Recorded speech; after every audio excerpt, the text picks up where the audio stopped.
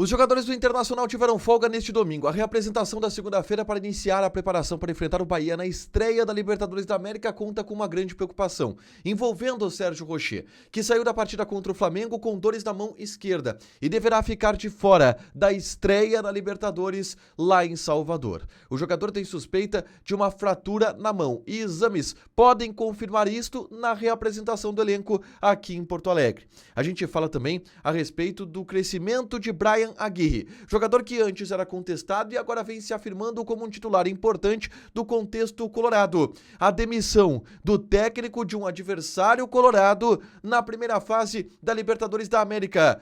Abel Ferreira, utilizando o Internacional para o seu argumento, atacando quem o critica pelo modelo de jogo adotado pelo Palmeiras nos últimos jogos. A gente fala sobre revelações importantes que foram feitas por vídeos dos bastidores colorados. Uma conversa franca de Roger com Bruno Henrique em frente ao elenco, valorizando a postura do jogador em relação à não utilização em determinado momento e a ponderação de Roger Machado após o empate contra o Flamengo, onde cobrou o elenco e cobrou melhorias que precisam ser feitas para as próximas rodadas. Esse é o Diário do Inter KTO deste domingo, 30 de março de 2025.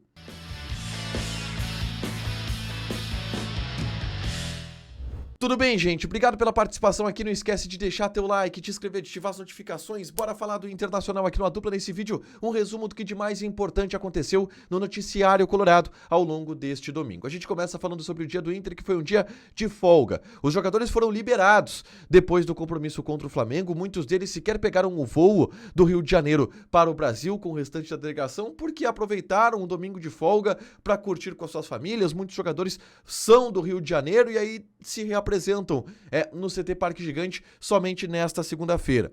O Inter começa a treinar e terá 3 atividades, segunda, terça e quarta, 3 atividades antes do embarque para Salvador, onde o Inter enfrenta o Bahia nesta quinta-feira pela estreia da Copa Libertadores da América. O Roger já falou sobre possibilidades de mudança no time em razão da complexidade física dessa sequência de jogos do Internacional. A gente vai falar sobre isso mais lá pra frente, mas a grande preocupação do momento envolve Sérgio Rocher.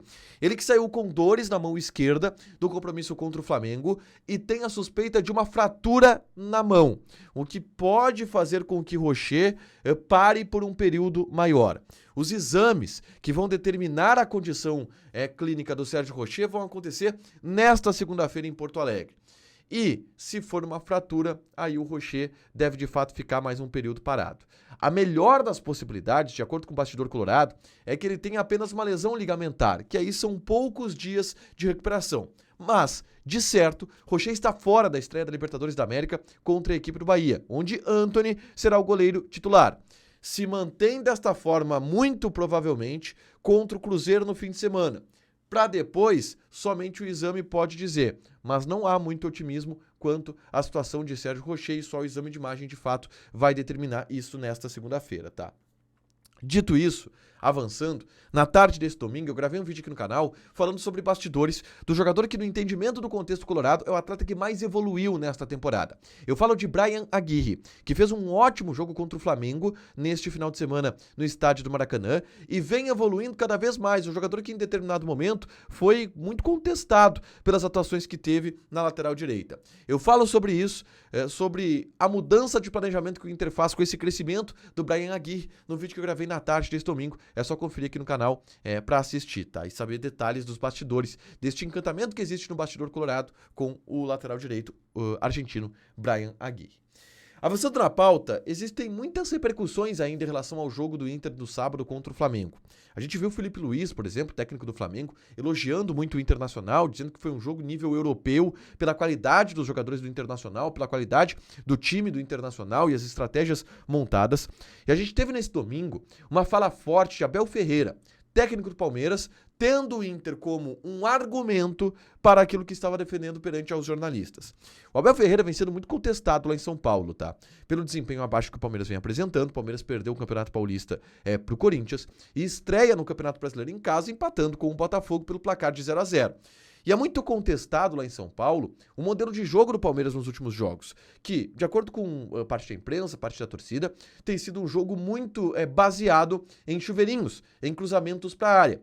E em determinado momento, o Abel Ferreira contestou um jornalista, perguntando se ele viu o gol do Internacional contra o Flamengo, que foi um gol de cruzamento, para se utilizar disso para defender o seu modelo de jogo, que apresenta muitos cruzamentos para a área.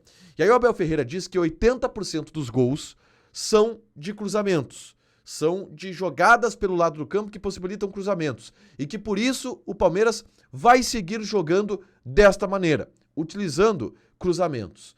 Quer a imprensa quer não. Viralizou, obviamente, o Abel Ferreira fazendo essa fala em alusão ao Internacional, porque também é um elogio ao gol, que foi muito bonito de fato, a jogada construída, o cruzamento do Bernabéu, o Vitinho puxando a marcação, o Bruno Henrique aparecendo no segundo pau como elemento surpresa, a boa finalização do volante, e foi tudo isso exaltado pelo Abel Ferreira, elogiado, claro, como uma maneira dele usar esse argumento para a discussão que ele estava tendo naquele momento, tá? Uma outra informação importante do contexto do Inter, e que é um contexto externo, porque diz respeito ao adversário do Inter na Libertadores da América, envolve a demissão de Martín Lasarte, que era até então o técnico do Nacional de Montevidéu, adversário do Inter na primeira fase da Libertadores da América. O momento do Nacional não é muito bom, tá? O Nacional é o 7º colocado do Campeonato Uruguaio e neste final de semana o Nacional perdeu. O Nacional perdeu por 2-1 para a equipe do Juventud do Uruguai, tá? E com isso é o 7º colocado no Campeonato Uruguaio, que para o Uruguai é muita crise, tá? Que resultou na demissão do Martín Lasarte, então técnico da equipe do Nacional. O Nacional estreia na Libertadores da América lá em Medellín, contra o Atlético Nacional de Medellín. Nacional de Medellín contra Nacional de Montevidéu. E chega em crise o Nacional do Uruguai, com a expectativa de uma melhora a partir dessa troca do técnico. Vai ser anunciado um novo treinador nos próximos dias, mas é o contexto de um dos adversários do Internacional entrando em crise nessa primeira fase de Libertadores da América, tá? Por último, eu quero falar sobre 2 momentos que foram publicados pelo Internacional do bastidor e que mostram 2 situações feitas pelo técnico Roger Machado, que eu acho que vale a pena o destaque aqui, tá? O Inter tem publicado semanalmente episódios de uma série que conta os bastidores do título do Campeonato Gaúcho. São 8 episódios, e aí, claro, em alusão ao Octa, o Inter faz 8 episódios. Vermelho, a Cor do Sul é o nome dessa série lançada no canal do YouTube do Internacional. E neste domingo foi lançado um episódio contando os bastidores das vitórias contra o São José e o Brasil de Pelotas. Contra o Brasil de Pelotas, onde o Inter venceu utilizando um time reserva, e era nas vésperas do Clássico Grenal da primeira fase do Campeonato Gaúcho. E chama a atenção um momento desse pós-jogo, onde Roger Machado, na roda pós-partida, chama o Bruno Henrique e elogia o Bruno Henrique. Diz que conhece o Bruno Henrique há 6 anos, que sabe e que todo mundo sabe da importância que o Bruno Henrique tem para o elenco do Internacional, e agradeceu ao Bruno Henrique pela postura que ele tem com o Roger desde que o Roger assumiu a equipe do Inter. E por que o Roger estava fazendo aquilo? Porque o Bruno Henrique não entrou em campo na partida contra o Brasil. E naquele momento, o Roger anuncia para todos que o Bruno Henrique era o novo titular da posição de segundo volante. Havia ali, para quem lembra, uma discussão, Bruno Henrique, Thiago Maia, ia jogar Bruno Henrique, ia jogar Thiago Maia. O Thiago Maia havia sido afastado pela negociação com o Santos. O Bruno Henrique, ele volta, né, a jogar. Ele volta e assume uma condição de titular. E aí o Roger anuncia que poupou o Bruno Henrique contra o Brasil para poder utilizar o jogador depois, já que o Bruno Henrique já tinha 2 cartões amarelos. E ele diz, olha, todo mundo sabe da tua importância aqui, muito obrigado pela postura, porque o Bruno Henrique desde 2024 tem sido um cara que é reserva do Inter, e que era reserva do Thiago Maia, e que assumiu essa titularidade.